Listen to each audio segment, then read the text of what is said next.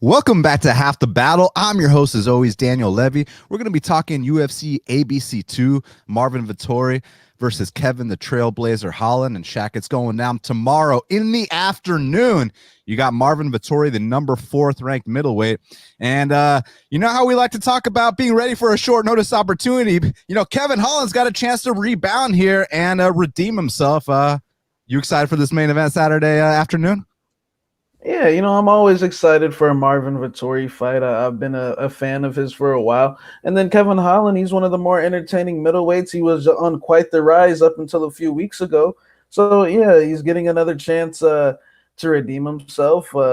Marvin's a very tough task, and let's see what happens on Saturday night. Yeah, I mean, listen, man, when you make the kind of money Kevin Holland made in 2020, when you're on that 5-fight win streak, when you're getting those bonuses, when you're getting video game like knockouts like he did over Jacare, I mean, it's only natural that his head exploded, the whole big mouth gimmick. But now seems like he's pretty damn reeled in for this one. That being said, he can be as serious as he wants, and Marvin Vettori is still a stiff test for anybody in the middleweight division, Shaq. Yeah, 100%.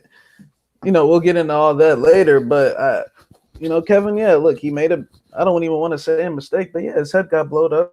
I mean, you knock a guy out from bottom and it goes viral like that. And, you're talking in the cage against these guys like Buckley and stuff. Yeah, your head can blow up. And I think that's exactly what happened. He got a big taste of humble pie. And, they say Marvin's a guy that's not very humble either. They say Marvin likes to run his mouth and he's a meathead and all this good stuff. So I like both characters, man. I think they bring a lot of passion to the game, a lot of intensity, especially Vettori, but Kevin as well.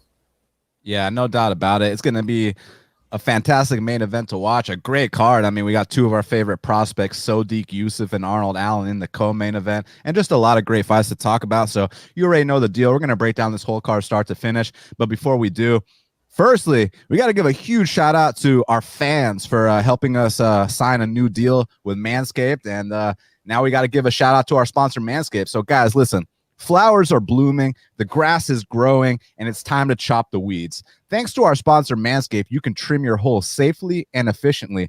I am talking about ball trimmers. Manscaped, the global leader in men's below-the-waist grooming, have an exclusive offer for our audience. Use code BATTLE20 to get 20% off and free shipping at manscaped.com.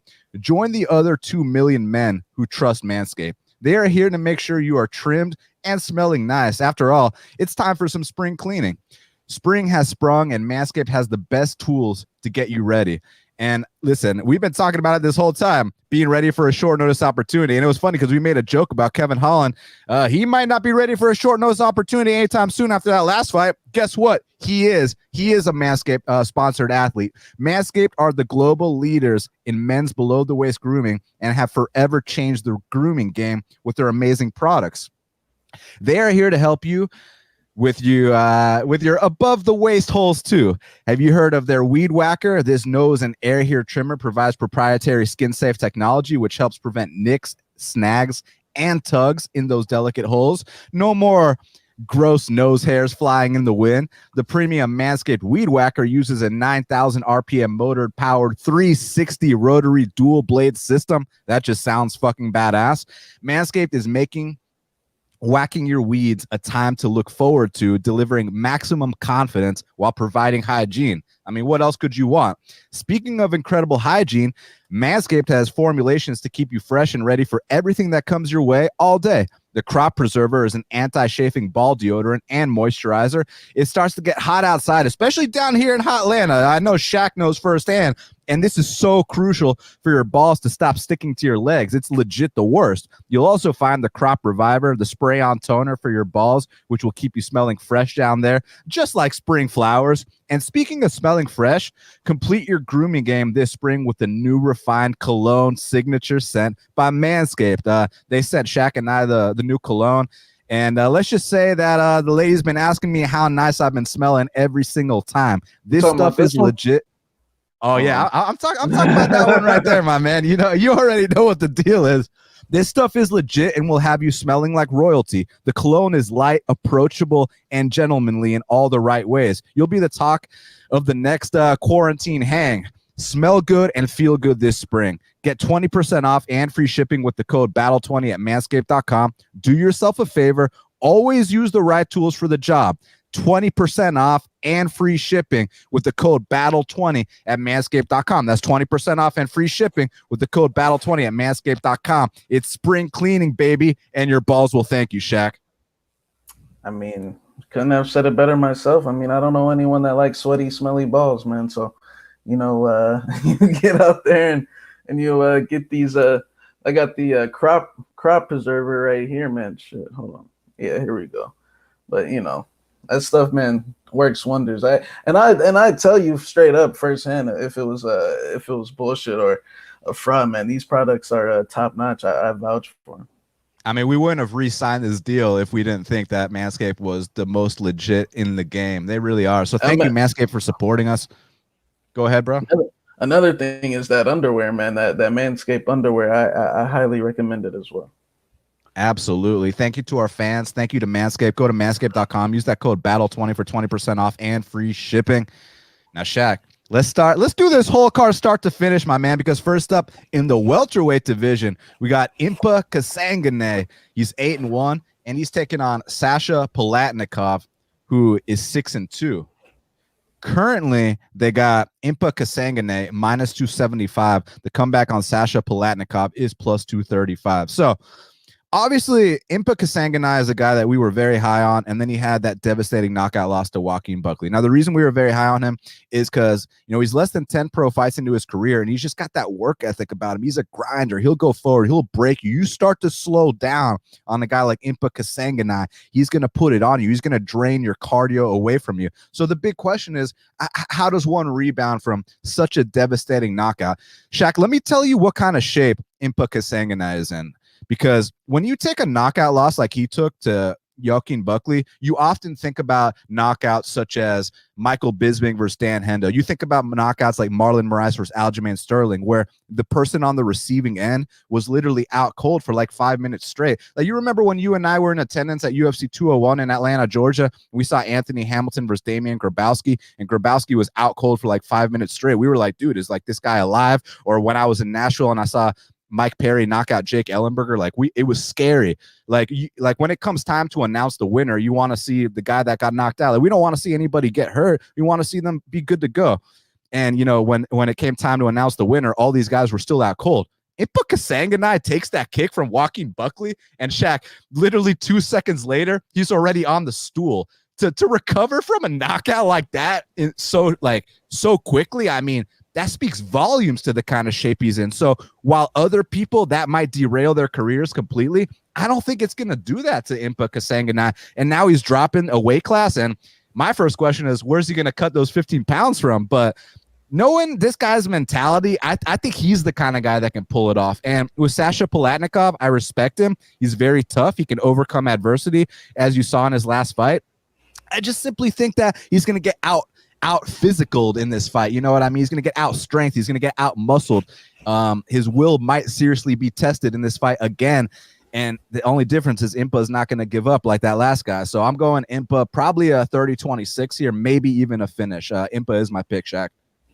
Yeah, I mean, I agree for the most part. I think Impa's just a better fighter. Whether he's coming off the devastating loss, his mindset about it seemed pretty good from the jump, so I don't think it's gonna deter him at all. And Buckley, I think it's just a slightly different level than guys like Sasha. He fought that dude Kosuke, one of the Kosuke twins, and if I'm not mistaken, Kosuke had never been out of the first round, and he fought like it. I mean, he dropped Palatnikov multiple times, had him hurt. Fight was nearly stopped, and he pulled the rookie move because he just doesn't have that experience. I feel like Impa has 2 seasons of Contender Series experience, plus I remember he fought in Georgia a long time ago against Tubbs and won, less than a year into his career. So I just think he's got the higher ceiling. He's already done more in his career. Sure, he might be a little gun shy, but I hear he's training at Sanford now. He left, where is he from? North Carolina, South Carolina, one of them. And so, he's training with these guys like Brendan. I think he said his training partners are Brendan Allen, Phil Hawes, and Barry All. I think Barry All's training there. So I was like, man, he's probably got way better training partners than he's used to. I'm expecting some improvements, and I just don't see him losing this fight. I just think Kosuke maybe not even be ready for the UFC, or he just. I mean, you look at the way he was fighting. It was like what I like to call a suicide mission. Yes, sir. Now, next up in the 205-pound division, we got Da Un Jung, who's 13-2 and 1 because he just had a draw to Sam Alvey, taking on William Knight, who's 9-1. Currently, they got Da Un Jung -130. The comeback on William Knight is +110. So, Shaq, William Knight is kind of like known for these comeback wins. You might dominate him on the mat early, and he explodes back up. He knocks dudes out. He's probably not going to have to worry about getting grappled here against Da Un Jung. Jung loves to stand up and bang. I know his last fight was kind of a big head scratcher, but he's not facing a vet here. He's facing another up and comer. How you see this one going down? I think it could be a tough fight because Jung, the last fight was definitely a little concerning, getting out volume by. No offense, Sam Alvey, getting out volume by Sam Alvey. I mean, that ain't a good look. Sam Alvey ain't known for his volume. So I think maybe look, but at the same time, you can say Alvey also went to split decision with Ryan Spann. Maybe Alvey is slightly. We'll get into Alvey here later because he's also on this card. But man, that was a little disappointing. William Knight, I think he's got some habits that scare me, just like. Due to his height, and he's very short for 205, but he's very strong. He's very jacked up. He's got a lot of muscle, a lot of power. It's just, man, he leaves his chin up in the air. So I wouldn't be shocked if Da Un Jung got the knockout. But at the same time, something's telling me that if this becomes a dogfight and both guys have taken blows, that maybe William Knight might be a little bit of the tougher guy. But at the same time, a part of me wants to see a little bit more from William Knight. I don't really view Alexa Kamor that highly personally. But at the same time, on the flip side, the other dude beat Fraud Kimov and Mike Rodriguez, who ain't too hot either. So it's close to an even fight, but I'm gonna go with the underdog, William Knight, just by being tougher, having maybe a couple momentum swings with his power. We'll see what happens. So, but it also wouldn't shock me if he got knocked out. So this is an interesting fight because with Da Un Jung, obviously he choked out Cadiz, he knocked out Mike Rodriguez, and I personally felt like he beat Sam Alvey. However, despite me scoring it for him, I'm not gonna sit here and act like that wasn't a letdown of a performance. The way I kind of viewed it was, those first two rounds, he kind of coasted. Third round, when he finally decided to let his hands go, he hurt Alvey bad and almost got him out of there. Would have been nice to see him do that earlier in the fight. I'm not sure what the deal was. Was it a case where you kind of felt like so unthreatened by Alvey, or I really do not know how to explain those first two bizarre rounds from Da Un Jung, because what I do know is that third round, when he finally decided, like, hey, it's time to pick it up, he picked it up fine, and he looked like that same guy we saw in those first two UFC fights. With William Knight, I've always been a fan ever since his first Contender Series fight, because, like I said, he's the kind of guy, he'll overcome adversity. He kind of reminds me of, I hate to use terms like poor man's this or that, but it reminds me a little bit of the Black Beast, where you can dominate him, but he'll explode back up and then he'll knock you unconscious. He's not going to have to worry about getting dominated on the mat here. If anyone's shooting here, I actually think it might be William Knight getting takedowns. But man, the difference in size here. We're talking about a 5'10" guy versus a 6'4" guy who knows how to strike, who knows how to use his length. And it always concerns me how William Knight leaves his chin straight up in the air. And, guys like Kamer, who, doesn't belong in the UFC, might not be able to capitalize. But I think a guy like Da Un Jung can. So I'm actually going to go with Da Un Jung to get this one done. I'm not sure the method, but I'll pick the winner to be Da Un Jung. And let's see how this fight plays out. It's going to be interesting. Now, next up in the featherweight division, we got Luis Saldana making his UFC debut. He's 14-6. He's taking on the vet Jordan Griffin, who's 18-8. Currently, they got Luis Saldana -135. The comeback on Jordan Griffin is +115. Shaq, we know Jordan Griffin gives up easy takedowns, but Saldana seems like a bit of a striker, so maybe Jordan Griffin's going to get the fight he wants here. How you see this one playing out? Yeah, it's a good fight because I actually think Saldana looked good on the Contender Series. He's got like what 6 or 7 losses, if I'm not mistaken. So we do know he's had some rough patches, but I also think that he's been like in limbo of gyms. Like he was training at a bunch of different gyms. Now I see he's at Fight Ready. So maybe that's why he's been looking so good lately. Fight Ready. I mean, I don't know if you saw the Eric Anders fight, but fight, and it's a couple of dudes that have been looking good. That kid, Patricio. him, but not JSP. He looked a lot better. He trains at Fight Ready. He looked a lot better from his first fight to his second fight. So maybe Saldana Fight Ready is a good match. They got a good coaching staff, Santino and Eddie Chan them. So, but yeah, Griffin's a tough dude, and my big concern here in this fight with Saldana is, do we have enough evidence that he can grapple? Because he does have some submission losses, but I just haven't seen enough to say that he's got a wrestling jiu-jitsu. Griffin, look, he loses position a lot, but on the flip side, let's look at some of the grapplers he's been in there with. Chaz Skelly. I mean, I've been on the record to say Chaz Skelly is one of the more funkier grapplers, in that division. Dan Ige is a ranked guy. He did have some success, but also at the same time, the TJ Brown fight, he was giving up some takedowns, but I don't really see Luis approaching it like that. I see Luis having the better kickboxing. We kind of seen a similar style a little bit, like Yusuf Zalal kind of hurt Griffin to the body, kind of get the better of the striking, have better footwork, but it was a close fight. I'm gonna go with Saldana. I'm gonna assume that Fight Ready has the grappling side of things, just because Griffin, he does take some backs. He gets on top in most of pretty much all his fights.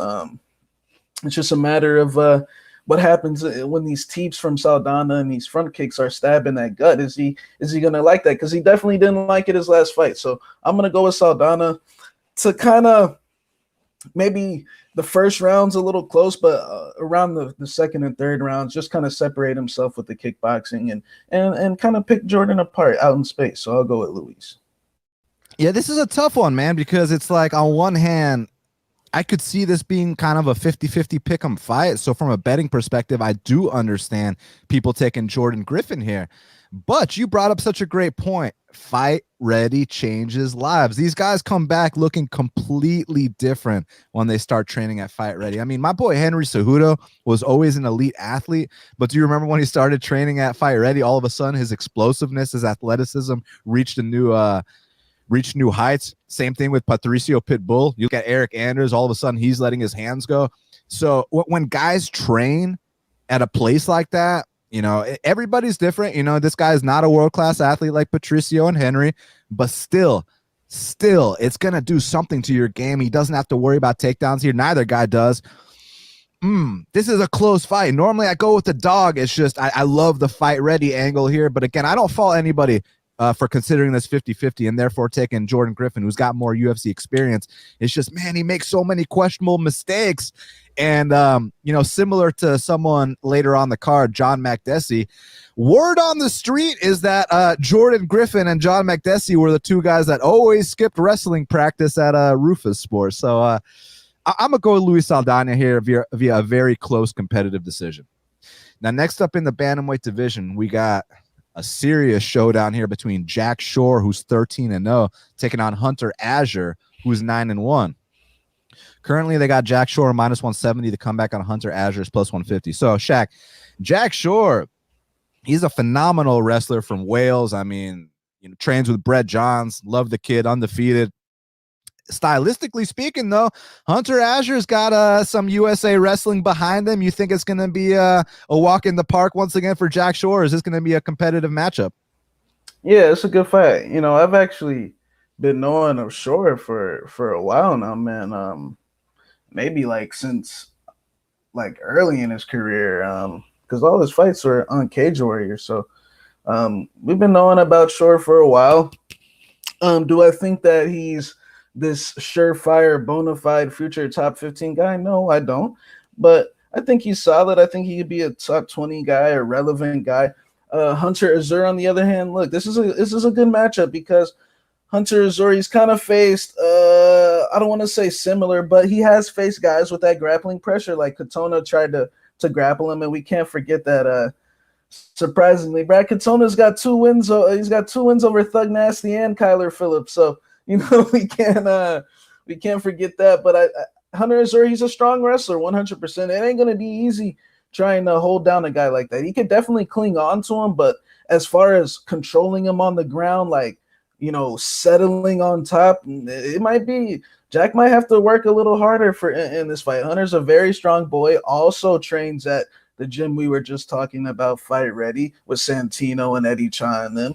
And so, look, I like Jack Shore, but Hunter Azure, he's got some talent as well. He can wrestle. He's got big power in his hands. The only thing I don't like about Azure, he's kind of a little bit of the way he fights is a little bit, meatheady. He kind of just, swings the big bombs or, wrestles. You definitely know what he's trying to do. And he gets tired a little bit. He's been dropped by some lesser guys as well.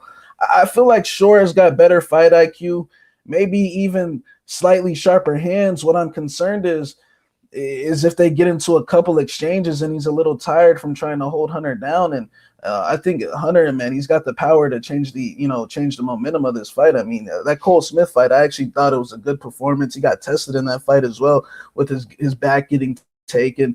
I think Shore's got a lot more to offer on the feet than Cole Smith, but I could see it being a tough fight. I'm gonna still go with Jack Shore. I just think he fights a little smarter. He fights a little bit more professionally. But I don't know about laying minus money against Fight Ready. And I do think Azure kind of had a good performance his last fight. But I'm gonna go with Jack Shore by, I'm gonna say, a close decision. I mean, man, this one's tough because it's like Jack Shore's game. I mean, usually he's coming out here, he's taking these dudes' backs. He's like the submission specialist from Wales, and I love that style. And if he's able to come out here and submit a guy like Hunter Azure, who's never been subbed in his 10-fight career. He actually did get subbed in amateurs via triangle choke, but that was back in like 2014 plus. Who gives a shit about amateurs? But still, if Jack Shore is able to submit a guy like this, it'll be a huge feather in his cap. Not because, Hunter Azure is some big name, but just because of his wrestling credentials, him being from the USA, him not being no Helene Hernandez or Aaron Phillips. This is a step up for Jack Shore, but it's one I think he can pass. But like Shaq said, I agree with you on this one, Shaq. I think it's going to be a closely contested battle. I don't think it's just going to be one takedown. The fight's over shortly after. I think that Jack Shore is going to have to go through some stuff. I think we're going to have to find out exactly how good his stand-up is. And I'm excited, man. So the pick is Jack Shore, but it might actually be a dog or pass situation at the betting window. Now, next up in the heavyweight division, we got Jorgen the Mad Titan De Castro. He's 6-2, taking on Jarges Man Mountain Danho, who's 5-1-1. Currently, they got Jorgen De Castro minus 300. The comeback on Jarges Danho is plus 225. Shaq, I know you've been waiting a long time to talk about Jarges Danho. I mean, you told me this guy comes back, and we already know what time of the year it is. Well, he's coming back now. He's facing Jorgen. What do you think? Yeah, look, Danho is a quitter. I mean, there's no. And he's also a weasel because he's gonna try to. He likes to play this game with the hand on the ground, the hand not on the ground. And look, Christian Colombo lost a point. They tried to backdoor Danny O, but they knew Danho was milking it. So at least the refs got it right on this one. But yeah, look, I don't really have much positive to say about Danho besides, I guess he's big. I mean, he's got a fantastic ability to get a DQ win. Yeah, I mean, I guess that's his best skill. Other than that, I really don't got nothing positive to say skill wise. I mean, the dude's ducking his head down. That dude's a complete mess, man. Honestly, worse than Ron Paul. Like, I literally have nothing positive to say skill wise. I mean, he's big. But Jorgen De Castro, look, I'm not trying to sit here and act like he's anything special either, because he's not. But one thing's for damn sure, he's better than Jarges Danho. And he knocked out Justin Tafa. Like, there's still got to be something there. I think that he can earn a second UFC contract, because I think he's fighting for his contract. I mean, when we look at the guys that he lost to, I feel like there's some reason him to, at least there's a reason that he didn't pull the trigger. I mean, Greg Hardy and Boy Felipe, I mean, they're two big bangers, man. Imagine, I mean, you like Carlos Boy Felipe in a cage with Dan. Oh boy, that's gonna get ugly. Greg Hardy too. I mean, I'm talking like first minute knockout. So I don't know what Danaho's been up to. He strikes me at, look, every once in a while the UFC signs a complete joke, whether it be Jarvis Danho or who's another like Colombo. Like every now and then there's one just complete joke in the basket, and I think it's Jarvis Danho. He hasn't fought in God knows how long. Let's just see how. I mean, I don't know. I don't know what to say about him. I mean, he doesn't fight. He tries to stall and get DQs. I mean, I don't know. Like, I'm gonna go with Yorgan De Castro to low kick him and just win the fight. I don't know how, knockout or something. I don't know. I mean, look, basically, I'm curious to see if the Jarvis Danho by DQ is a sharp bet. You know what I'm saying? Because dude, he like, how we talk about how Santiago Ponzinibbio is so good with his eye pokes that he can disguise them like in the middle of his combinations. Well, this guy Jarvis Danho is so damn good at playing that, one hand on the mat, play the game type thing that, I mean, it can happen at any point in the fight. And Yorgan's one of these guys that, look, he's had less than 10 pro fights. Yorgan could totally get baited in to throwing one of these illegal knees, and he could get DQ'd. We've seen a lot of DQs lately. So that's what I'm worried about here. But that being said, this guy, Jarvis Danho, he'll come out hard the first 3 minutes, but after that, he just tries to survive. He runs away.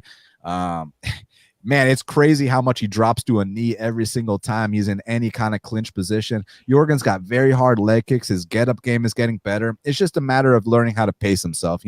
Again, he's had less than 10 pro fights, and the biggest issue in the Greg Hardy fight was he came out swinging those first 3 minutes, and then he kind of had nothing left. And the Felipe fight, I think Felipe is just a better fighter than him.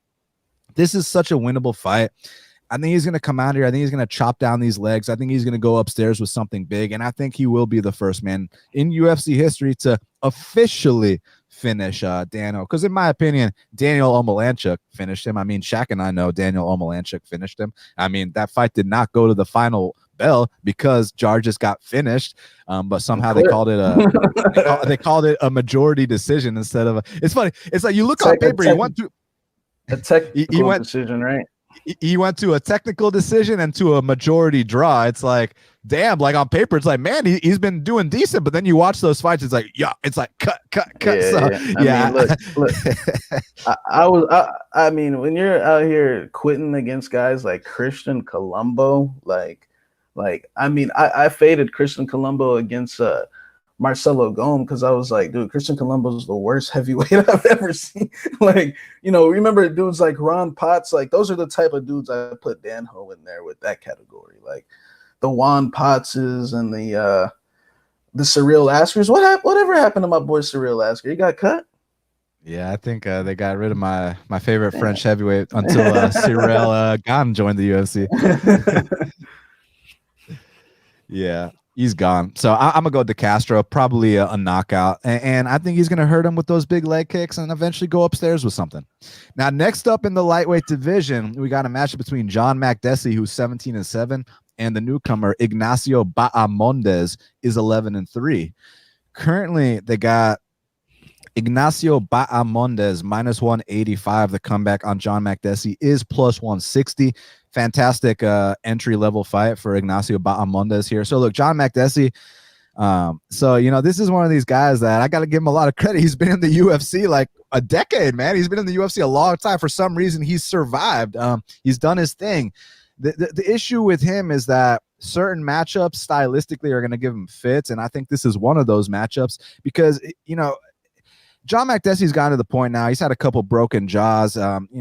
He doesn't really care about, fighting with his heart. It's really about if he's going to outskill somebody and there's not going to be much resistance, he's going to come out there and win those fights. That's just not the case here. I mean, physically speaking, Ignacio Bahamondes, he does have the 12-year age advantage. He's 12 years younger. He does have the 7-inch height and reach advantage. But more importantly than that, John Makdessi has never landed a takedown in his 17 UFC career, 17 fight UFC career.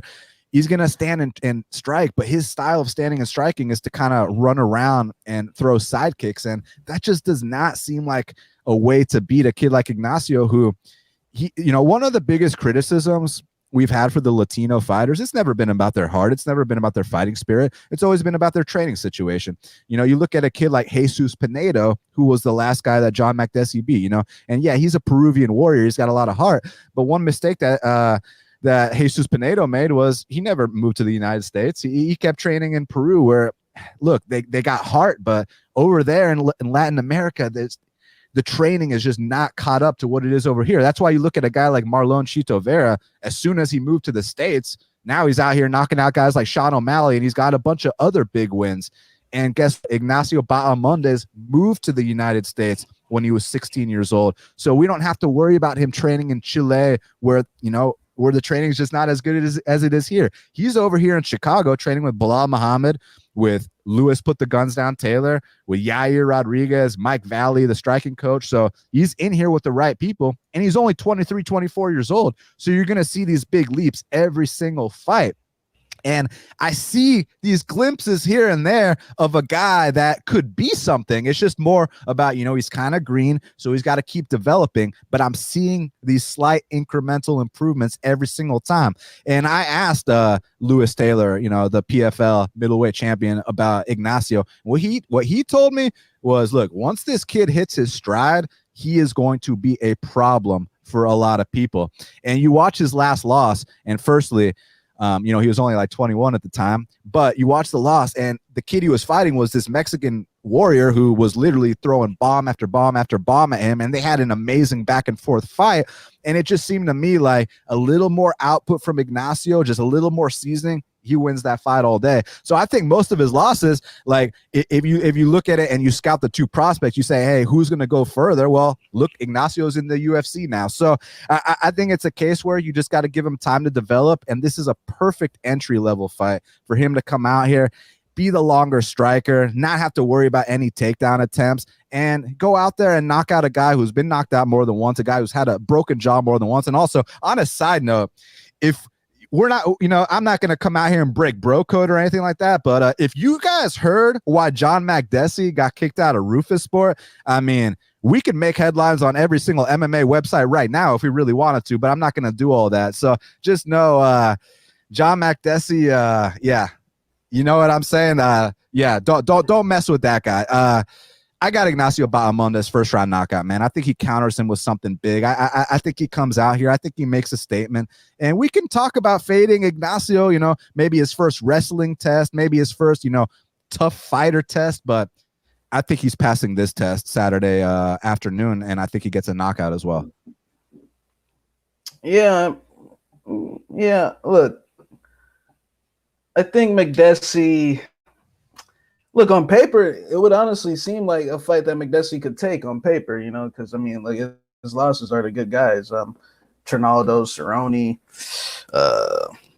guys that have actually done something. So this kid, definitely Makdessi is the toughest guy this kid's fought. I really wasn't that impressed with this dude, Ignacio, up until maybe, like, the last couple of fights. I definitely think he improved because he beat the dude that knocked out Yemi. Chris Brown. Yeah, he beat, and I thought that was like, okay. I was like, he looks UFC caliber here. At first I was a little skeptical, but in that fight I definitely saw a lot of improvements to let me know, look, his competition level is low, 100%. But Makdessi, I kind of feel like Makdessi might be able to drop to 45s, but hey, maybe that's me. He just kind of seems like a little small, like, to be in the pocket against some of these guys. But at the same time, look, Trinaldo is just a completely different level. I think that Makdessi can be beaten, like you said, with the volume, the forward pressure. It just comes down to Ignacio not, feeling the UFC jitters, not being gun shy. Because if he is hesitant, what you don't want is a point fighting battle at a minus 200 or whatever it is, So I'm gonna go with Ignacio as well. I just think he's got a lot of more momentum. Makdessi, I don't really know how to describe, because I don't think he's a bad fighter. I just think that he just like you were saying, certain matchups. Ignacio, one thing I did like with the Chris Brown fight is the volume was there. I personally had him winning every round of that fight. I know it was a split decision, but I actually thought he won every single round. But yeah, I think he's just gonna outland him, just give more effort, kind of want it a little bit more in there. But I wouldn't be surprised if it was a closely contested point battle. But I'm gonna go with Ignacio as well. Now, next up in the bantamweight division, we got a matchup between Norma Dumont, she's 5-1, and Erin Blanchfield is 6-1. Currently, they got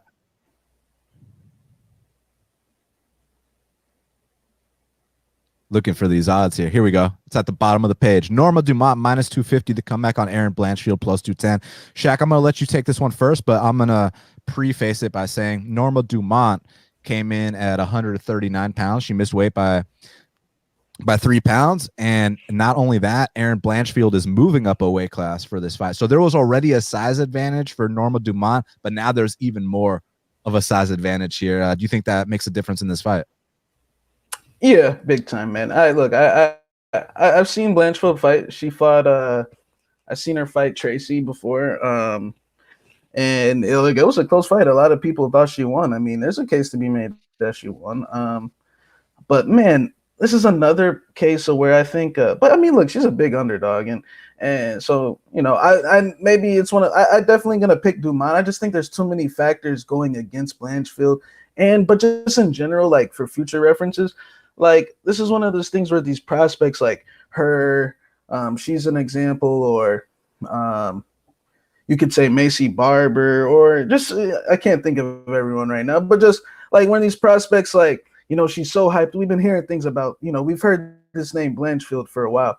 But, like, honestly, man, when I watch her fights, yeah, she's got some good jiu-jitsu for sure. But, I don't really see her being like this bona fide top, title challenger, or someone that's like top, this surefire top 10 or like future champ, what all these people are saying. I honestly don't see that.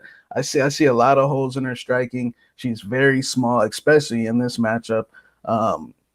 She's got some good little jiu-jitsu. I guess that would be her path to victory here. But I honestly think Norma Dumont might have a higher ceiling, man. Norma Dumont, if Norma Dumont could get her diet and her weight thing in order, I mean, she throws with big haymakers. We are advocates of the power in some of those female divisions. I mean, she slugs and she's got big time power. She's got good kicks. She switches stance.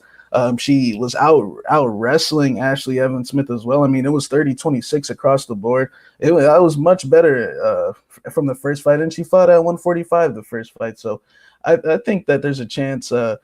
She's still young too, only like 6 fights. So I think Norma Dumont, man, if she keeps improving, like she might be the person that we might need to be talking about. I mean, she throws with reckless abandon, like kind of like a lot of these like Marina Rodriguez or Myra Bueno Silva, like I mean, these Brazilian girls, some of them, she's a Sanda fighter, man. They throw hard, so she's gonna be my pick to win. I would actually be shocked if she hurt Blanchfield here, like dropped her a couple times.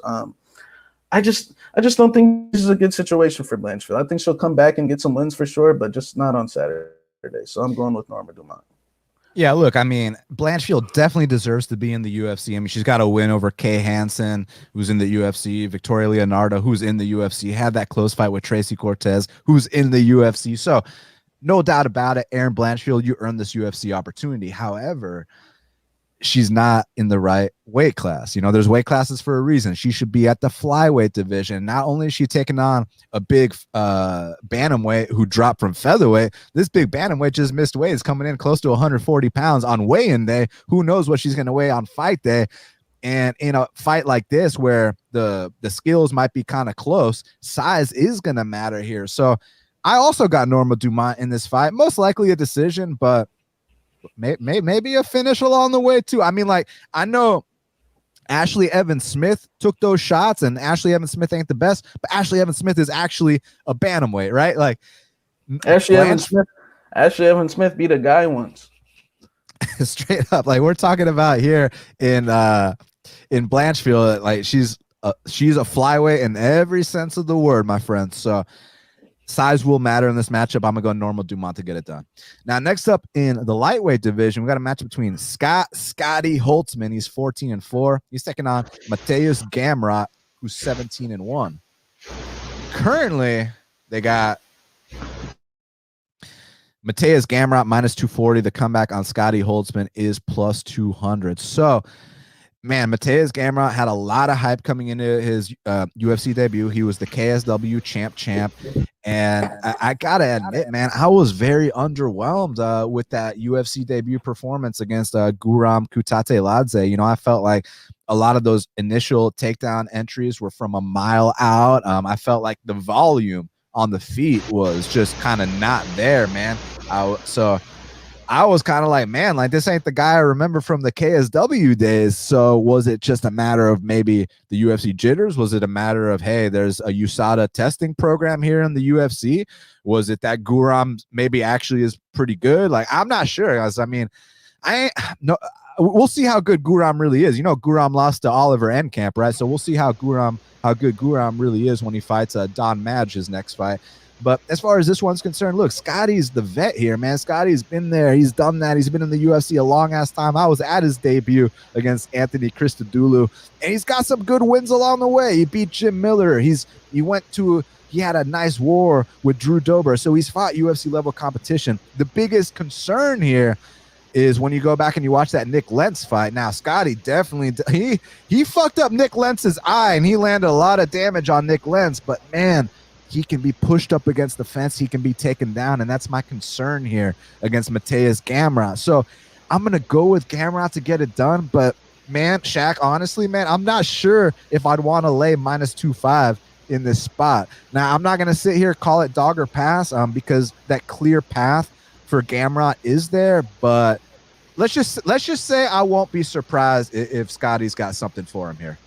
Yeah, man, I kind of feel very strongly about this one. I if you guys go back to Mateusz Gamrot's my breakdown for his fight with Kutateladze, I was kind of laying into him a little bit, man, because I watched tape on him, man, and I think I was on the record to say that this guy's record's fake, and I think his record is very, very padded, and I've seen that in a lot with the KSW fighters, especially like Ariane Lipsky. You know, she had this very, like, I'm telling you, Mateusz Gamrot, in my opinion, look, he's got an opportunity to prove himself, but in my opinion, this guy is severely overrated. When you look at his wins against Norman Park, I mean, look, I haven't been hearing good things about Norman Park along, kind of similar to McDuffie. I'm not going to get into details, but I haven't been hearing the best of things. And I mean, it's not like Mateusz went out there and beat his ass. I mean, the fights were close. I mean, one was a draw or something happened in one of the fights. I can't forget. But like Mateusz Gamrot, in my opinion, is one of the more overrated fighters to come into the UFC, in my opinion, in quite some time. I'm glad you brought up the Kutateladze thing here, because one thing I want to, like, firstly, Scotty's a bigger underdog here than he was against Dariush. It makes absolutely no sense to me. Look, Scotty, yeah, he's pushing 40. He's old. He just got knocked out, all that good stuff. But he's fought just a different intensity fight, in my opinion. Guram Kutateladze, I watched that fight a couple of days ago, and Guram Kutateladze, no offense, ain't shit, but he's just an average old blow. Like, he's going to be a 500 fighter, you know, like that's his ceiling to me. And Gamrot lost to him, who he was like 7-2. That's how you know that 18-1 record was completely, fraud. Just KSW does a very good job of building their champions up. And I mean, look at the other guy they got. What's his name? Remember that champ they had, and then like they started giving him good competition, and he started getting knocked out. Khalidov. Not him, but the other one, the tatted dude, the tatted up guy. Oh, yeah, I know exactly who you're talking about. What the fuck is his name, man? Like McCall, something. Yeah, I'm about to figure it out here in a second. The guy that fought Scott Askham, right? Yeah, him. Yeah, he's like tatted up, man. Yeah. Michael Materla.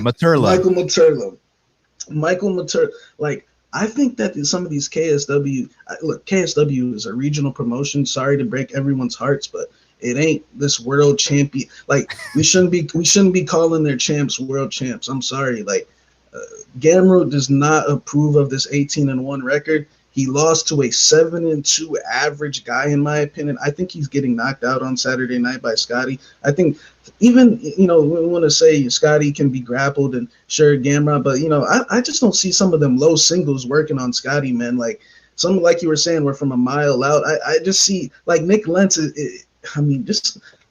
Nick Lentz has actually grappled real people before. Like Mateusz Gamrot ain't grappled no one significant. Like he's been fighting these bums in Poland. Like I'm sorry. Like Nick Lentz, I saw Nick Lentz and Arnold Allen and Masvar like have like a good fight. Like I think like Nick Lentz ain't no bitch. Like and then it was a struggle, man. It wasn't like Scotty ever, like Nick Lentz, rarely settled on top of him. He just kind of clinged on to him.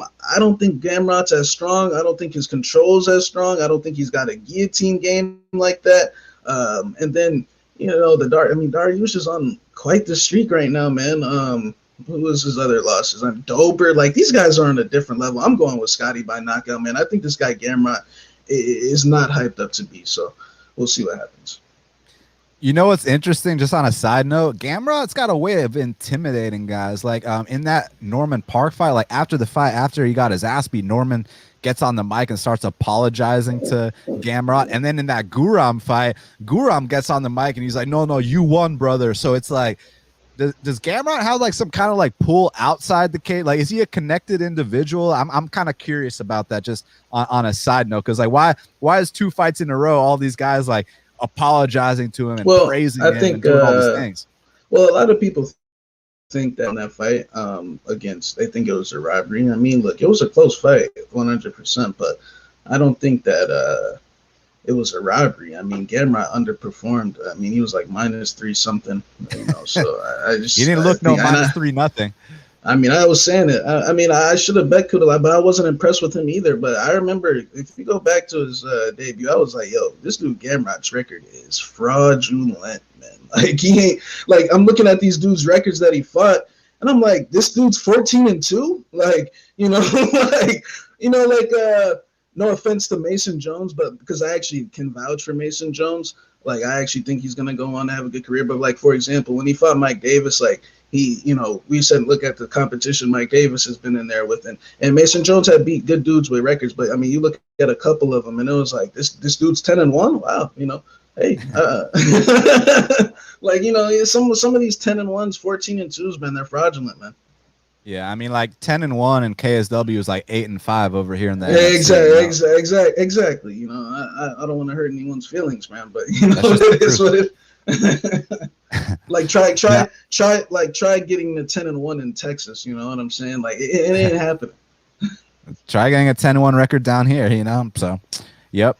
Next up in the 55-pound division, we got a match between Jim A10 Miller. He's 32-15, and Joe Solecki is 10-2. Currently, they got Joe Solecki -240. The comeback on Jim Miller is +200. Jim Miller, most fights in UFC history, legend of the sport. Love the guy. Since 2016, however, he hasn't won a single fight that's gone past the first round. And I just got to praise the kind of warrior Jim Miller is. I mean, we already loved him as a fighter, but just as a person, going through the Lyme disease, still fighting in the octagon, still getting those first-round finishes. Tip my cap to a guy like that. Hall of Famer in my book. I don't give a fuck what no one says. I got nothing but good things to say. Man, if Jim Miller doesn't end up in the Hall of Fame, that'll be sad. I agree, man. He submitted Du Bronx, right? Like he's done some shit in his career, man. So it's one of these things where Joe Solecki, he's a fantastic specialist. He's a good black belt in jiu-jitsu. His stand-up starting to catch up, and he's a young, confident guy. He's hungry. He's got a good head on his shoulders. He's humble. He's intelligent. He comes from a good regional scene down here in the South. He's fought good guys here. He fought Nicholas Mata. He actually turned down a fight with our guy Robert Hale, but he's been in there with good guys here. I think it's another question of getting past the first round. He gets past the first round, and the odds, go even higher in Solecki's favor. But don't write off the possibility of him submitting Jim Miller early either. So it's really about Joe Solecki. Sometimes in these stand-up exchanges, in the past he's closed his eyes and it hasn't looked the prettiest, but I think he's getting a little sharper. I think he's getting a little better. Look, stand-up will never be his forte, and someone will eventually put him out. I just kind of feel like the legend Jim Miller, you know, I was seeing those love handles in that Vince Pichel fight. I'm seeing him start to age a little bit. I think Joe Solecki's catching him at a good time. So I'm going to go Solecki, but all due respect to the legend Jim Miller. Damn, don't get on the dad bod, man. Jim got kids, man. But nah, man, I think yeah, man, I actually like Solecki, man, a lot more than I actually thought I would, because coming into the UFC, because we know Solecki, or we know of him, and we were hearing things that Joe doesn't like to get hit, and I mean, it was true. I mean, he was closing his eyes in some of those exchanges. I don't know if you ever saw the Nicholas Mata fight, but he was winning that fight, and then one shot and he was out unconscious. So viciously. So I think that he's man. I will say his stand up that he showed against Hubbard, and I know we're gonna sit here and say Austin Hubbard, but I disagree with that take, or just the viewing of it like that, man, because going into that fight, all I remember hearing was, "Oh, Marco Madsen couldn't finish him, and Davi Ramos couldn't finish him. How was Solecki gonna finish him? He couldn't even finish Matt Wyman." Well, I mean, man, the improvements that he showed in that fight, because I never really viewed Solecki as a threat with the hands, but I mean, I think Hubbard was like, "Yo, what the fuck? Like, who is this guy, man? Why is he throwing punches? Why is he cutting these angles on me, man?" I was surprised with the improvements and Solecki stand up. So I'm intrigued to see how he's gonna build off that against a guy like Jim Miller, who's fought the best of the best. And we know Jim, man. That first round, Jim still got some stuff, man. Them left kicks to the body, but like you said, you get past that first round with Jim Miller, and then he starts giving up those double legs. Then he starts giving up them single legs. Then he, starts closing his guard on bottom. And you already know the deal. Jim kind of loses in similar fashion, pretty much like in a similar way. Like he starts good, and then he's completely gassed, and then he's got nothing left. So, and I honestly think that he's only got one path, in my opinion, to win this fight, and that's by knockout. I highly doubt he's going to submit Joe Solecki. I know he's submitted some serious dudes before, but look, Solecki, man, he's built a reputation, in the Southeast for his jiu-jitsu, man. So, he trains with John Salter, and then John Salter quietly is number one ranked in Bellator, if I'm not mistaken. So, I'm going to go with Joe Solecki just by he's younger. I like his mindset, too. I think he's very positive, and I just see the wheels falling off for Jim here soon at some point. I thought Roosevelt would be able to do it, but Vince Pichel went in there and did his job. And man, I honestly thought that fight was too old, man. No offense to from hell Vince Pichel, but it looked like it was two 40-year-old guys in there banging. I think a younger guy can make Jim look a lot of a lesser version. So I'm gonna go with Joe Solecki. Now, before we talk about Mike Perry versus D-Rod, everybody do us a favor, hit the like button and hit the subscribe button. We truly appreciate it. Thank you all so much for being here with us. So next up in the welterweight division, we got a matchup between Platinum Mike Perry is 14-7 and Daniel D-Rod Rodriguez is 13-2. Currently, they got D-Rod minus 140. The comeback on Platinum Mike Perry is plus 120. Good fight. They're probably going to stand and trade for a good bit, and I'm very excited about it. So Mike Perry is one of these guys that he's a 500 fighter in the UFC. He's 7-7. That means he's hit and miss. That means that, sometimes he's going to win, sometimes he's going to lose, literally flip a coin. And he's been in there with some serious competition. I mean, he gave Vicente Luque a real fight, went to a split decision with Vicente, beat Alex Cowboy, beat Paul Felder. You look at his losses: Santiago Ponzinibbio, Cowboy Cerrone, Jeff Neal. I mean, these are real dudes at welterweight. And that last fight with Tim Means, I actually bet on Tim Means at dog money, and I'm not going to sit here and act like Mike Perry did not make me sweat every single second of that fight, especially when he took Tim Means back in the first round, especially in rounds 2 and 3, when he's throwing some haymakers at Tim Means' chin, man. It's just Tim Means luckily had the volume advantage and was able to go out there and execute the game plan that's been laid out by Alan Juban back in the day of how to beat Mike Perry, which is to out-volume him. Now, Daniel Rodriguez does have good hands. He could follow a similar thing. It's just that I like D-Rod a lot. but there's certain things that I still need to see more proof of how good he truly is, because it's like I kind of expected more in that Gabriel Green fight. Now you look at the numbers, 175 strikes landed. That's great. And you land that many strikes against Mike Perry, there's a good chance you win the decision. But if you actually watch the fight itself, I kind of expected a little bit more from D-Rod there. You look at his fight against Dwight Grant, D-Rod got knocked out in the first round. I don't care what no one says. The follow-up punch woke him up, but he still got knocked out, ended up coming back to win it. So he can be knocked out.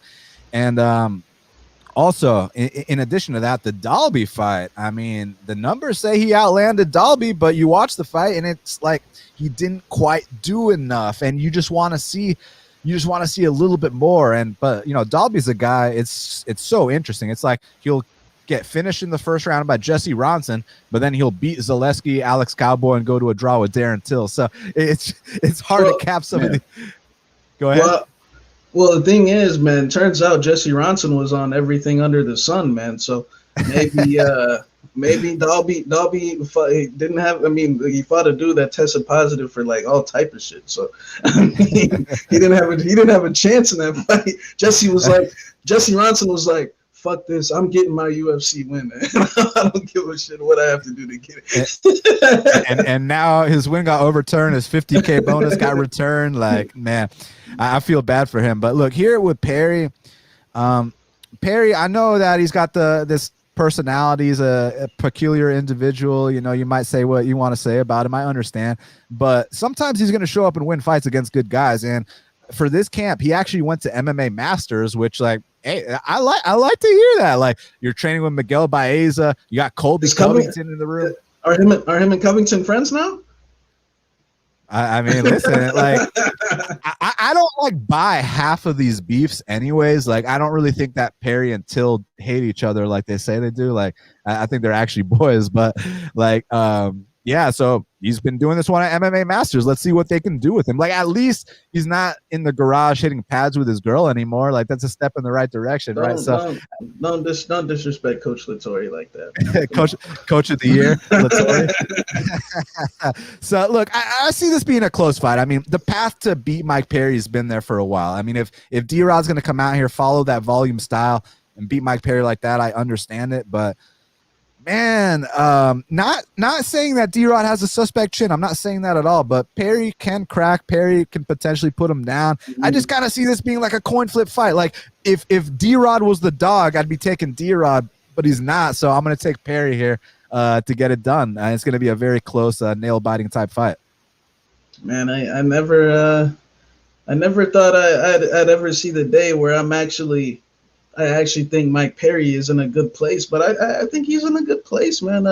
I mean, from the last couple of months, man, Perry's been an angel. I mean, that's just the honest truth about it. I mean, ever since he had his kid, I mean, he apologized for all of his dumb comments over the years. I mean, he got with the gym. Look, and get into his last couple of fights, because I'm actually apologized to Mickey Gall as well. I think a lot of people this week are like, how could you bet a guy that lost around to Mickey Gall? But man, I watched that fight the other day. I ain't gonna lie, Mickey he's got better, man. He's gotten better. Like, I actually think Mickey might be able to fight some guys. Like, if he chills out, like, he needs to stop taking fights with Perry and Miguel Baeza and shit. But like, if you make him fight like somebody else, man. Mickey can fight, man. Hey, who you got? Mickey versus Gabe Green. Like, that's a good, like, he could win that fight. Like those, like, Mickey can fight. Like, I was actually, like, I know he got his ass whooped, but I was like if Mike didn't even train for that. Like, the last two fights Mike hasn't even trained for. He's been eating like shit. He's been drinking. He like, the last two fights, Mike's been doing himself such a disservice for so long that it's like, it's so hard to even, at least going into this fight, it's so hard to base, like, at least his skill assessment, because the dude's not even, the last time he showed up for real was the Vicente fight. And you saw how close that fight was. I mean, that was kind of like a Super Bowl for him at the time, because the winner was going to get a big opponent at 170. And, things he lost a split decision. I think he got really deterred off that. And then you turn that around into going to have to fight Jeff Neal. And I mean, Tim Means. I mean, the competition. I know Daniel Rodriguez what Tim Means asked 100%. But I'm kind of with you on this one, man. I'm a little skeptical on E-Rod right now because, like you said, the Dwight Grant fight, and Dwight Grant was coming off a serious layoff as well. And, he got dropped in that one. The Gabe Green fight, I agree. I felt like the margin could have, he won every round, but I felt like the margin, they were like, close, not close rounds, but like, they were there. Gabe Green definitely had his moments. And then you look at the last one, Nick Dalby, I just thought brought a different attack. And the matchup there is that Dana Rodriguez doesn't really throw straight punches. Tim Means when guys fight Perry like Joubert and their southpaws, they just stick with the 1-2, straight punches down the middle, as where D-Rod kind of, likes to swing hooks, like kind of similar to Perry. And if they want to do that, man, it could be a 50-50 fight. So, and one thing, Mike's grappling might honestly be the best part of his game. I actually think his grappling might be better than his striking. I think that he could honestly get some takedowns here. But, if this dude had a real camp, he weighed in at 170. If he actually trained every single day, MMA Masters, like if you come to that gym, you got to actually train. From what I heard, I heard he's been training with Miguel and all these guys, man. So let's see, man. I'm going to go with Mike Perry as well. I'm going to say by knockout. I think Perry gets on track. I don't think he's getting enough credit for the Mickey Gall fight because I actually think Mickey Gall came to fight and Perry didn't even train for that fight. And the last fight, he didn't train as well. And it was a good fight. Like, if he's giving them type of performance of the shit that he's been doing over the last couple of years, man, like, let's see what he does, when he's fully focused. So real quick, the Blanchfield versus Dumont fight just got canceled. They wanted to save Blanchfield, from fighting a much bigger opponent. Norma missed weight again? Yeah, she missed weight by 3.5 pounds. Damn, so she just can't make one. She's too thick. She can't make 135. Yeah, you already know the deal. You already know what it is, Shaq.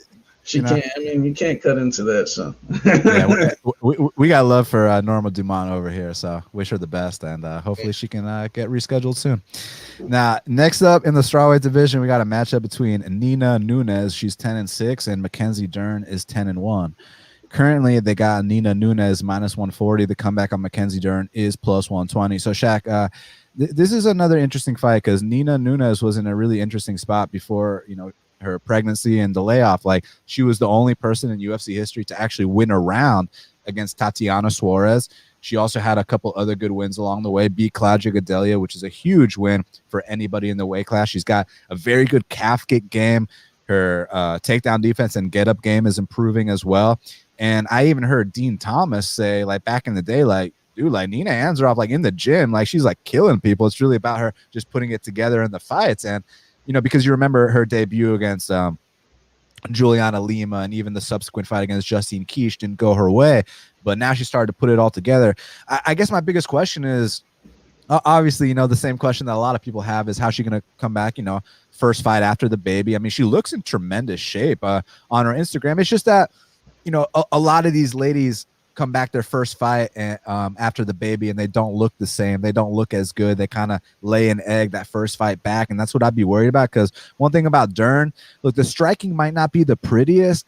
She does have that one-hitter quitter. I've seen her drop multiple women before, but she's at least taking strides and, doing the right things to improve. Like, she's working with Jason Perillo, who's responsible for UFC champions, Michael Bisping and BJ Penn, and is also responsible for Chito Vera's improvement. So she's working with the right people. Obviously, her boxing ain't ever going to be as good as her jiu-jitsu, but at least she's, she's seeking to improve those areas actively. So I'm happy to see that, man. And she's also fought 4 times since the last time Nina's fought. I guess my concern here is that Mackenzie ain't really much of a takedown threat. She's more like, hey, if she can pull guard and sweep, or you take her down, you're in big trouble as well. But if you keep this standing like I think Nina is going to do, then it comes down to the technique of Nina versus the power of Mackenzie Dern. So I think if Nina comes out here and if she, pulls the trigger, if she doesn't have that, let down spot, just had the baby, maybe a little gun shy, if she comes out here and pulls the trigger, keeps this standing, I think she's got a good chance to come out here and win this decision. But I'm also, I can acknowledge the improvements that Mackenzie Dern's made and has been making. Like, even Mackenzie Dern, that first fight back from the baby didn't look good. Juliana Pena, first fight back from the baby, didn't look good. Alexis Davis, Sarah McMahon, I can go on. So that's a real concern. But I do think the better overall fighter is Nina Ansaroff. It's just one of these situations where if you're laying chalk on Ansaroff and Mackenzie Dern takes her back, don't sit here and look me in the eye with a straight face and act like you're not about to shit your pants. So that's all I'm saying here. But I'll lean Nina Ansaroff to win a close decision. Yeah, man. I think Nina Ansaroff, a couple of years ago was underrated, but I think she's still a good fighter. But she is I think she might be one of the more popular picks this week. Coming off this baby, I don't know if it's the new last name or. But look, I think Nina Ansaroff was good, but when she was on that run, man, she was kind of striking as the underdog, and I think the line opened up. Dern might have opened up like a big favorite, if I'm not mistaken, and pretty much everyone is going against Mackenzie here in favor of Nina. Look, I think if this fight would have happened a couple of years ago, Nina's definitely winning. But I'm surprised at the confidence this week that her timing is going to be, a-okay off the baby. Like you said, I've seen several moms in that first fight come back and they kind of, look a little sluggish. And I think Mackenzie's been so much more active.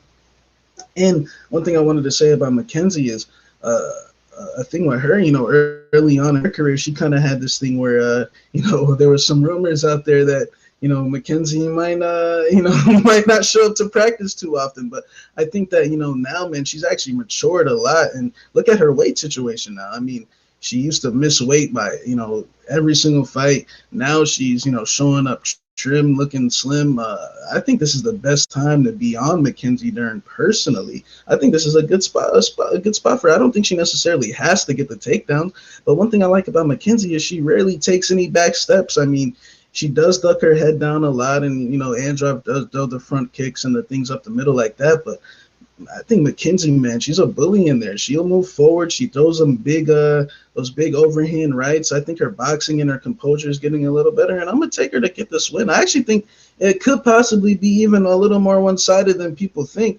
I'm just surprised that everyone's got confidence in Nina like this to perform coming off the baby. Like you were saying, mentioning that Tatiana Suarez, she was the only one that went around, but at the same time, we cannot forget that I think Suarez fucked up her neck in the second round, and she hasn't fought since. Yeah, so from what I understood, Suarez had an injury, which maybe led Nina to him, but she did get injured due to fighting Ansaroff. Okay, you could say that, but I'm gonna go on Mackenzie Dern here. I think she's been more active. I think she's got more power, more forward pressure. I think that she's just going to be a little bit more comfortable at the start of things. I think it's going to take some time for Ansaroff to feel comfortable in there. And I just see Mackenzie Dern kind of bullying her, moving forward and getting the better at least of the first two rounds and winning this decision. So I'm going to go with Mackenzie Dern. Featured bout in the middleweight division. We got Smiling Sam Alvey is 33-14, and Julian Marquez is 8-2. Currently, they got Julian Marquez minus 185. The comeback on Smiling Sam is plus 160. Shaq, this is interesting, man, because on one hand, if you look to fade Sam Alvey every single fight, and you consider Sam Alvey a long-term fade, then maybe it's just a system play to take Marquez in the spot. On the other hand, I'm not even going to front. Julian Marquez looked absolutely horrendous against Maki Pitolo, to a point where Maki was looking, they gave Maki another shot in the UFC. Maki looked great in that fight until he got caught. And to beat Sam Alvey, the blueprint's been out there since his UFC debut against Tom Watson. Keep him at range, kick him and run. All you got to do is land more than Sam Alvey and you win the fight. He's got some very heavy counters against the fence. Obviously, about that counter right hook. He's knocked out a lot of people throughout his career with it. So the blueprint's there for Marquez. I'm just not convinced that he can execute it. I know Alvey's, has seen better days. I know his chin ain't what it once was, but I am not sold on Marquez being anything else other than an opportunistic finisher. The Phil Haas fight was a comeback win. The Maki fight was a comeback win. I just see this kind of being an ugly ass middleweight fight that could go either way. So for that reason, I'm going to actually take Alvey for the first time in years. That being said, like, do you think maybe we should just take Marquez anyways because Alvi is that long-term fade and the blueprint has been laid out for years on how to beat him? It's just that, like, I don't know, man. Marquez sketches me out, dude. So I'm going Alvi here to get it done, Shaq. You're muted, brother. Yeah, I think there's some kind of some bad takes concerning Marquez's last fight because, firstly, you know, I mean, I'll admit, Mackie Patolo is like, in terms of like skills, like in terms like hand speed, power, like he has things to work with it.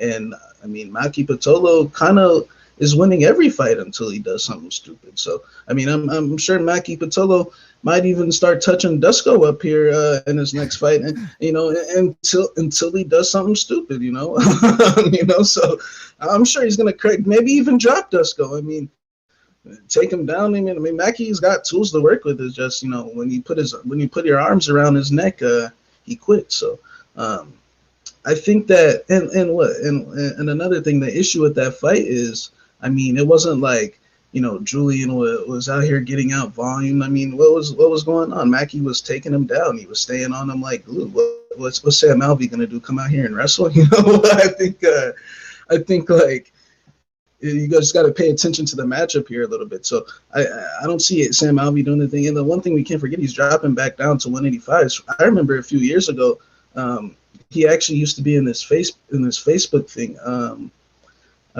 So this Facebook group, but like, I just remember how much the dude, this is like around the times he was fighting Ramazan Ameev. I think he missed weight, and I remember how much he used to complain about cutting the 185s, and that's why he went up to 205s. But I guess he's cutting back down. We'll see how he feels, but I'm actually going to go with Marquez. Look, he was coming off a layoff the last fight. He, you know, I mean, Mackie Patolo, like I said, is good skilled.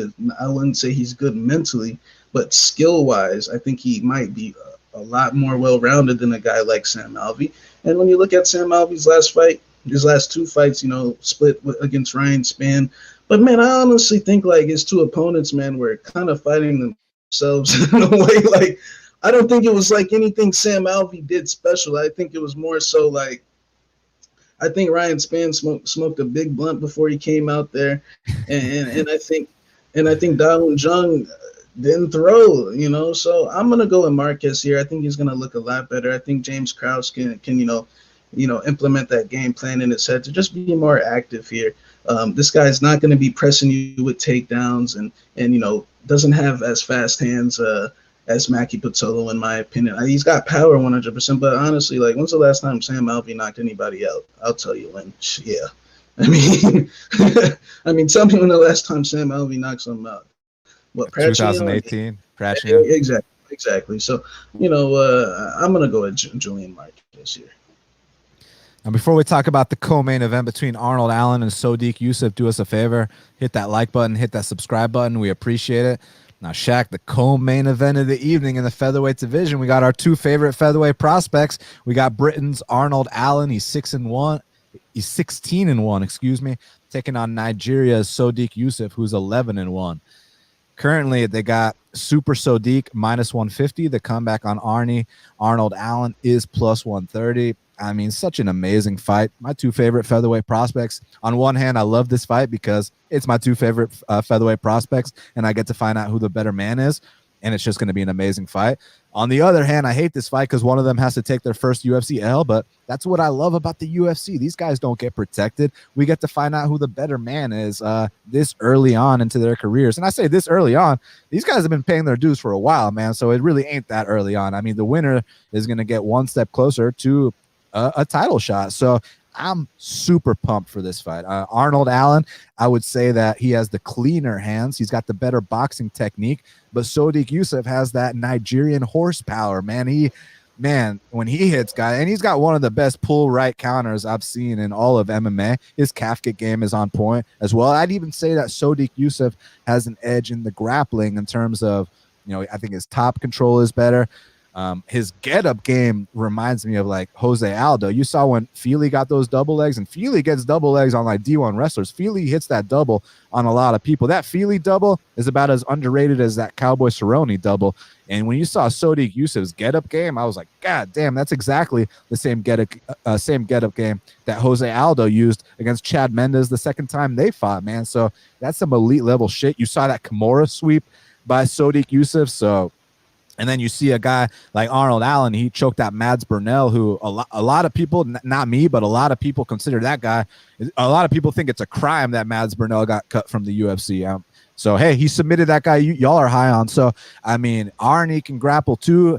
Man, this is such a good fight. So if I had to make one criticism for Sodiq, like, because every fighter's got a weakness, right? I would actually say it might be his chin. I've seen him get wobbled in a lot of fights. I have seen him get knocked out before, but he's in such amazing shape that he can recover just like that. And if you go on Instagram and you check out the strength and conditioning program that Sodiq Yusuf does, a Square Fit, check out Square Fit when you guys get a chance.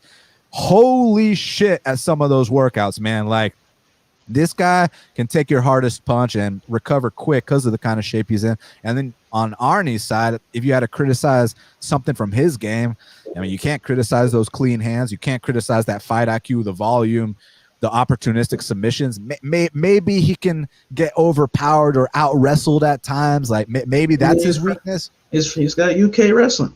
He's from the UK, so that's his weakness. But aside from that, these guys are two complete fighters. This is going to be a high-level fight. This could be a main event on a different card. So I absolutely love this fight. I've always considered Arnold Allen to be a future top 5 guy, but I've actually referred to Sodiq Yusuf as potentially a future title challenger, even a future champion. So I give a slight edge to Sodiq, but I mean, the reason that I'm not going to pick Sodiq confidently like I do against all these other guys is just because of how much I respect Arnold Allen, how good I think Arnold Allen is. I mean, both these guys have been money trains throughout their UFC careers. I mean, I max bet Arnie against Gil Melendez. I bet him against Nick Lenz. I even bet him against Makwan Amirkhani at Dog Money. And Sodiq, I think I've bet him every single UFC fight. So I absolutely love both these guys. I'm going to go with Sodiq to just slightly overpower him and edge this one out, but it could go either way, and it's going to be an incredible fight. And the loser of this fight, I hope I get good odds on them in their next fight. Hopefully the loser gets to fight like Jeremy Stevens next. You know what I'm saying, Shaq? So I cannot wait. I'm going to go Sodiq Yusuf to get it done. Unfortunately, Jeremy moved up to 155, so you know he was supposed to fight Arnie, but yeah, can't make 45s anymore. So you know. Listen, I got Sodiq and Arnie against Jeremy at 55 also. Yeah, but I think, look, like you were mentioning Sadiq's get-up game, one thing I've been impressed about Arnie the last couple of fights, because going into, like, his Jordan Rinaldi fight, I remember everyone was betting Rinaldi, saying how, you know, because the Mads Burnell fight, Arnie can't wrestle this, Arnie can't wrestle that. But, I mean, look at his get-up game against Nick Lentz. I mean, Arnie, man, that was a grueling fight. Like I was saying earlier with Scotty Hotz, I was like, Nick Lentz ain't no easy fight. Like, I don't know whatever perception that came from, but like a fight with Nick Lentz is about to be a dog fight, man. And then you got Sodiq Yusuf. I mean, I've been high on these guys from the jump. I can't see myself fading either guy. I agree. I think Arnold has better fight IQ, better hands, but one thing I've learned along the years, man, African power can make up for a lot of things, and you know, they don't necessarily have to, you know, have the best technique or whatever, but it's just really something different in those guys, man. And Sodiq, man, he does have the grappling edge in this fight, because I was actually surprised with his. I didn't know he could grapple like that.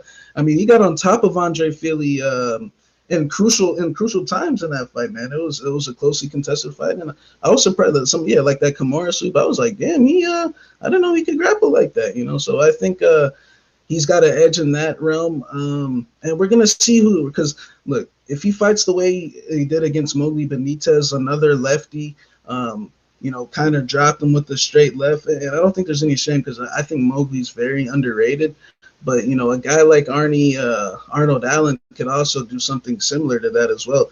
And I haven't really seen Arnold Allen rocked at any point in his UFC career. I mean, if any, the only hole with Arnie has been this wrestling thing. I mean, that's about it. You know, he's got the UK wrestling, but everything else is good. I'm actually gonna go with Arnie. I'm gonna go with the underdog, but I'm sit back and enjoy this one. I just think Arnie's a little smarter, makes a slightly better decisions, and I agree with the Sadiq Chin thing. The only thing I don't like about Sadiq, it kind of seems like he goes limp at times. Kind of even in the Philly fight too. There was like a time where like. Yep. I think Philly hit him with like a left hook, and he like he dropped down for a second, and I was like, "Holy sh!" Like Sadiq, you good, bro? Like, I don't think they really realized it that much, like the commentary, but like I definitely saw a dude like briefly go limp, but that's just me. But I noticed too. I was like, "Yo, did you just go limp?" Like, but yeah. Other than that, man, I think it's gonna be a good fight. But I'm gonna go with Almighty Allen. And you know, you can't forget about, you know, you were mentioning Sadiq's workouts. I mean, you ever seen Arnold Allen's dad? I mean, yeah, fucking you see, you know, like imagine the type of workouts Arnie used to have to do, man. For sure. I just can't wait. This is truly, I mean, I'm already gonna tell y'all this is my fight to watch. Sorry if I'm ripping off yours, Shaq, because I mean it's like it's a no-brainer. We can both have the same fight to watch for this card because this fight is so fucking good.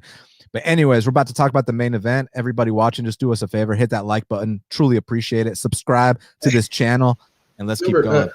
Real quick, you remember when Arnie did that thing a few years back in the UFC, like completely like, and they just like completely forgot about it. No, that's all good though. Yeah, that never happened. You know what I mean? Arnie's such an exciting fighter that never happened. You know what I mean? So. No big deal. But anyways, main event of the evening in the middleweight division. We got Marvin, the Italian Dream Vettori, 16-3-1, and Kevin, the Trailblazer Holland, is 21-6. Currently, they got Marvin Vettori minus 350. The comeback on Kevin Holland is plus 290. So had that Brunson fight never happened, this line would be a lot closer. But the Brunson fight did happen. It exposed a lot.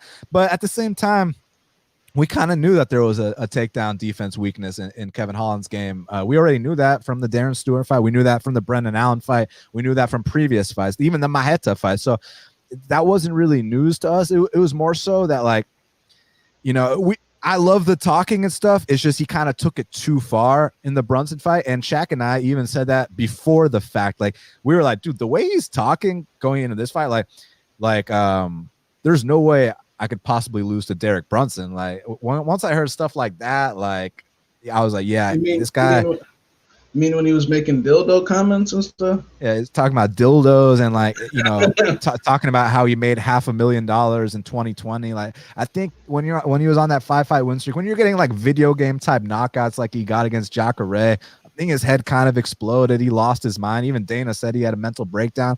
But you see Holland this fight week, and he's all business. You see him during that face-off. He is all business. And one thing, you know, obviously styles make fights. We'll talk about how they match up because regardless of the talking or no talking, Marvin Vettori is a tough fight for anybody in the middleweight division, even the champion. We've seen them fight before. One judge thought Marvin won that fight. I don't know how, but he definitely won the third round. But look, Marvin's a tough fight no matter what. But at least Kevin is, you know, he's going to try to redeem himself here. I think he's going to have a better showing. And then one more thing I want to add. Marvin doesn't always shoot for takedowns. Marvin likes to bang, and Marvin also eats a lot of clean shots, and he's got an incredible chin. But the reason I got to bring up all this stuff is because we're talking about a minus 350 favorite, right? So I got to bring up every single factor.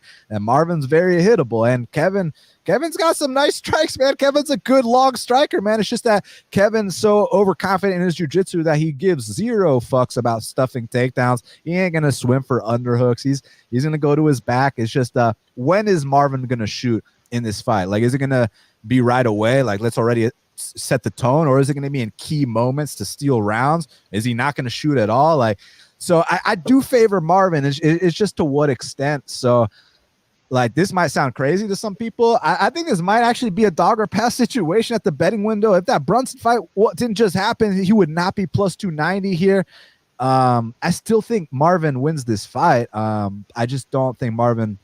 I just don't agree with Marvin at minus 350 here. So Marvin is the pick, but if I were to bet a side, it would be Holland.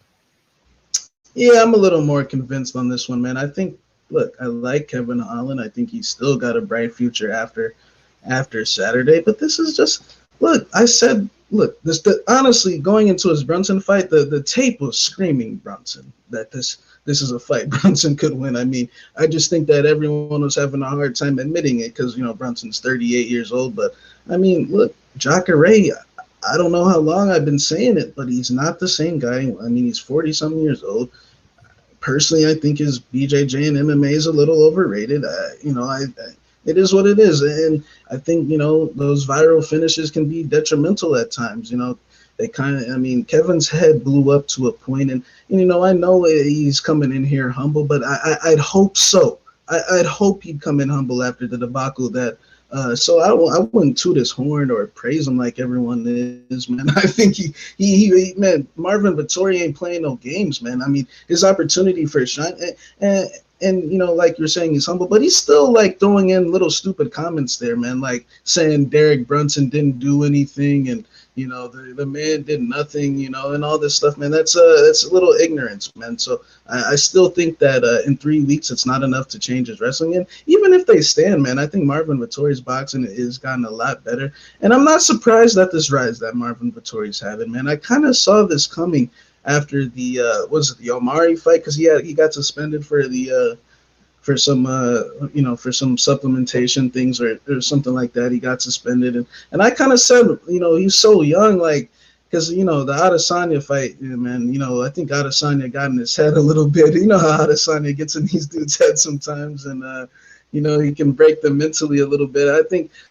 Marvin was just kind of worn out. The Omari fight, he had that break and he comes back, and I'm not sure he's lost maybe like one round and since he's been back. So I see Marvin honestly running through Kevin. I see a big edge in the grappling. But man, I also want to, like, people are saying he gasses and all these things. I mean, if he was such a gasser, like Omari Akhmedov, I mean, I remember in the late rounds, I mean, Marvin Vettori won the late rounds there. He won the late rounds against Israel Adesanya. What was he? Completely huffing and puffing for air against Jack Hermanson in the late rounds? I don't think so. So this whole Marvin Vettori is going to be completely gassed out thing, I think it's a long shot. I think Kevin's in over his head, man. I just don't think he's on this level yet. I think look at the Darren Stewart fight. I mean, it kind of tells you what you need to know, whether you think he was injured or not. I mean, look, Darren Stewart's like, I don't know what they got him ranked on Tapology, but I know I don't agree with it. I think they got him ranked like in the top 30, but in my opinion, he's like a top 50 type of guy. And I mean, the fight was close. Like, Marvin Vettori was actually scheduled to fight Darren Stewart at one point. Trust me, if you put Marvin and Darren Stewart in the same cage, man, the fight's gonna be over. It's gonna be over very fast, man. They were sorry to cut you off, Shaq. They were actually scheduled to fight at one point. Yeah, I know. That's what I just said. Yeah. So I was planning on betting Marvin in that fight, and I think that I just think it's a different, like, he was struggling against guys like that. He only beat Joaquin Buckley, average at best. A dude that looked like a chia pet. What's his name? Ontiveros. The Ontiveros. Like, come on. Like, we overhyped it. It's okay to admit it. Kevin Holland got overhyped, overblown, and unfortunately, I don't think this is a good situation for him. But I think he can bounce back after Saturday night. He just needs to, go back down to the Fluffy Hernandez level type guys. And I mean, he lost to Brendan Allen. Like, no offense, like, look, I like Kevin Holland, but he's not top 10 level in my opinion. He's like fringe top 15 as of currently. Maybe he could get to that top 10 level down the line, but I just think Marvin works too hard. He's paid his dues. He's young. He's fought all these guys already. Like he's got the edge in BJJ wrestling, in tight boxing, in my opinion. Like he's fought. I see him running through Kevin, man. I'm gonna say by second round submission.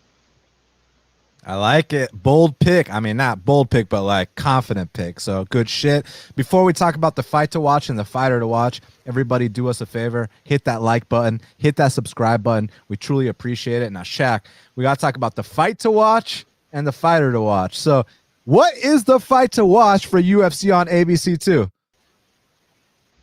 My fight to watch is going to be the main event. I mean, look, Kevin Holland got to redeem himself from that debacle a few weeks ago. I mean, I don't want to refer to some of the comments he was making again, but like, dude made a complete fool of himself, Daniel. And I'm glad he's coming in here with this attitude. But Best of luck to him fighting Marvin Vettori. And Marvin Vettori, you know, he's a guy that also talks a big game. I know a lot of the fans don't like Marvin. They think he's a little bit too much. They don't like that he's questioning these Darren Till injuries. But y'all gotta understand the type of guy my boy Marvin is, man. He's a meathead. He says stuff like this all the time. So I wouldn't put too much stock into it. But I mean, if he wins this fight, I mean, he's one win away from the title, in my opinion. You could honestly put him in there with a guy like Costa, or if they want to rebook the Till fight, things like that. But I think that's my fight to watch, man. Man, you already know what my fight to watch is. I already told you. It's Arnold Allen versus Sodiq Yusuff. This is the best fight on the entire card. The two best prospects in the featherweight division. One of these guys could be a future champion. This is going to be a huge win for whoever gets it done. And it's not that it's going to be a big loss, but it's going to be that first UFC L for whoever doesn't get it done, and they're going to have to, work their way back up. But regardless, both these guys have such bright futures. They both bring such special things to the table. The clean, crisp boxing, the precise hands of Arnold Allen versus that Nigerian horsepower and serious grappling too of Sodiq Yusuff. I just cannot wait. The calf kicks of Sodiq Yusuff, everything about this fight makes it my fight to watch. So Arnie versus Sodiq, that is my fight to watch. Shaq, who is your fighter to watch for UFC on ABC2? Man, some good options. My fighter to watch is actually going to be in the very first fight. That's Impa Kasanganay. I mean, look, they're saying the Buckley. I mean, it kind of was. Is it the most spectacular KO in UFC history? I mean, I want to see how you come. I want to see how you come. I mean, I don't think I've had a reaction besides maybe the Edson. Like when the Edson KO happened, I remember my reaction to that one. I was like, oh my god. Or like Masvidal and Ben. I would say my Buckley Impa reaction was a little greater than those, just because we never seen nothing like that before. So I want to see Impa, man. He's such a positive guy. New camp, new weight class. I want to see how he performs. I still think this guy has a lot of potential moving forward. I wouldn't write him off, and I think this is a perfect opponent to come back to. No offense to Sasha, he's only got 8 fights, a little inexperienced himself. So I want to see how Impa bounces back. New camp, new team, and let's see how he does. For me, my fighter to watch is Ignacio Bahamondes, man. I mean, I've seen what happens when Sean Makdessi fights these long strikers. I mean, I remember when we cashed on Yancy Medeiros back in the day. I even bet on this guy, what's his name, Mehdi Baghdad, and I lost that one, but it was like the guy drops John Makdessi, and then he goes for a flying armbar. So, it's one of those things where this spot has been a spot that, that I've loved for years. And Ignacio Bahamondes, I'm excited to see what he does here. This is your chance. Like, for you to lose this fight, this guy's got to sidekick you and run away for 15 straight minutes. So go out there and show off your techniques and your skills that all the people you've been training with have been praising for years. Like, this is your opportunity, young man. So I want to see Ignacio Bahamondes come out here and have a solid debut against a good entry-level opponent in John Makdessi. So Ignacio Bahamondes is my fighter to watch. Well, Shaq, we did it. It's going down tomorrow in the afternoon, y'all, on ABC. Man, I cannot wait. I think the reason why it's going down early is because it was supposed to be an all-Euro main event between Vettori and Till. So they wanted to get, the UK fans and the Italian fans, everybody in Europe watching early. But now it's Vettori versus Holland. We're still down to watch it. Make sure y'all check out our sponsor, Manscaped, at manscaped.com. Use that promo code BATTLE20 for 20% off and free shipping. Follow Shaq at MMA Genius 05. Follow me at Best Fight Picks. Go to bestfightpicks.com. Subscribe to Half the Battle on iTunes, SoundCloud, YouTube, Stitcher, Spotify, all the places where we are available. We'll be back next week for the next card. We truly appreciate all your support. Hit that like button, hit that subscribe. And until the next time, let's cash these bets.